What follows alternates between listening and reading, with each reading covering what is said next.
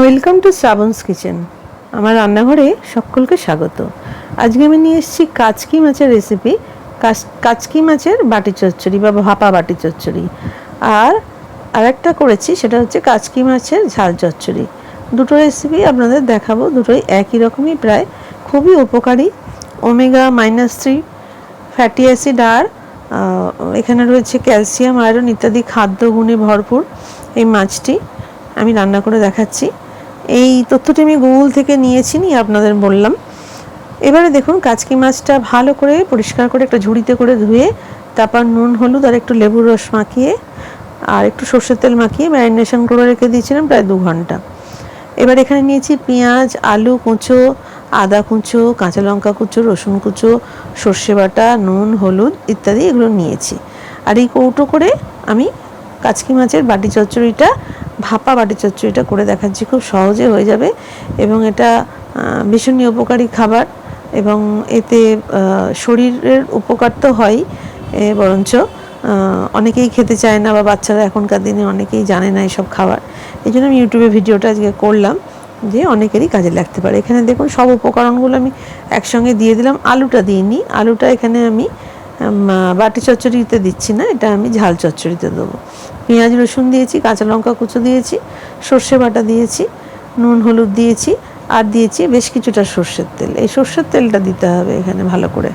এখানে আমি প্রায় মাছটা আছে অন্তত আপনার 300 গ্রামের মতন, এইটাতে আমি প্রায় দিয়ে দিলাম বড় বড় 4 টেবিল চামচ কি 5 টেবিল চামচ সর্ষের তেল দিয়ে ভালো করে মাখিয়ে নিতে হবে।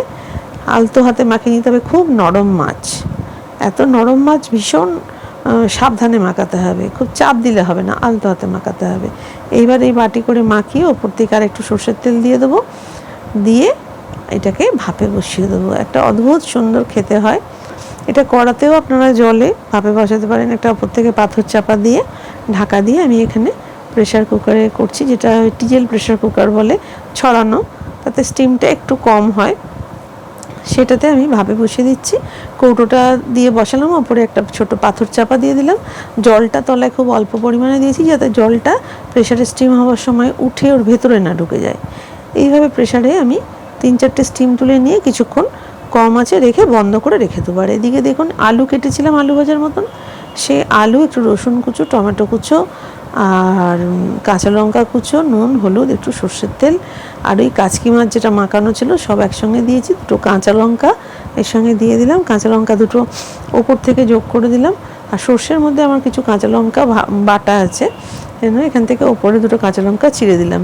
এটাও এইভাবে একসঙ্গে মাখিয়ে বসিয়ে দেবো। এখানেও মাছ ভাজার কোনো ব্যাপার নেই।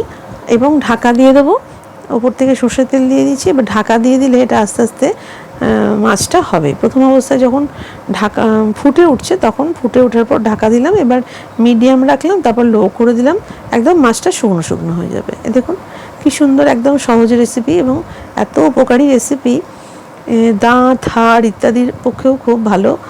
আর এইসব মাছ তো ভীষণই পুষ্টিগুণে ভরপুর। বহুদিনের গ্রাম বাংলার এই সমস্ত মাছ, এগুলোকে চুনো মাছও অনেকে বলে, আমরাও বলতাম। এর আলাদা করে শুধু এই মাছটার নাম দিচ্ছি কাচকি। চুনো মাছের মতন সব কিছুই পড়ে, অনেক কিছুই পড়ে, মেশানো মাছও পাওয়া যায়।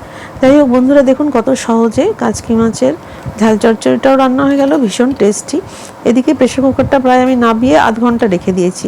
3টে জোরে স্টিম, কিছুক্ষণ 5 মিনিট মতন হালকা আঁচে রেখে গ্যাস বন্ধ করে দিয়ে স্টিমে, ওই প্রেশার কুকারটা স্টিমে নয় সরি, আধ ঘন্টা রেখে দিয়েছি। আধ ঘন্টা পরে খুলছি, এখনও গরম রয়েছে।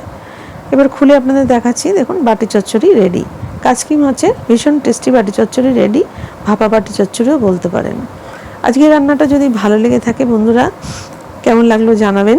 আর লাইক শেয়ার সাবস্ক্রাইব করতে অবশ্যই ভুলবেন না, এবং পাশে থাকা বেল আইকনটি প্রেস করে দেবেন। নতুন বন্ধুদের স্বাগত এবং অনেক শুভেচ্ছা, পুরনো বন্ধুদেরও অনেক অনেক শুভেচ্ছা জানাই পাশে থাকার জন্য এবং সঙ্গে থেকে আমাকে আরও উৎসাহ দেওয়ার জন্য। এবার দেখুন আমি পরিবেশন করে দিচ্ছি। অসাধারণ একটা খেতে মাছ, এবং সর্ষের পরিমাণটা আমি দেখিয়েছি এখানে। 300 গ্রাম মাছের মধ্যে আমি মোটামুটি এখানে বড় বড় 2 টেবিল চামচ মতন সর্ষে বাটা দিয়েছি, মিহি করে বাটা।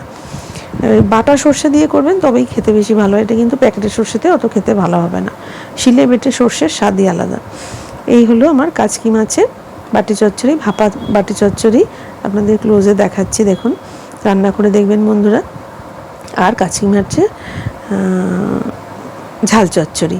তাহলে আজকে বিদায় নিলাম, আবার আসবো নতুন কোনো রান্না নিয়ে। ভালো থাকবেন, নমস্কার।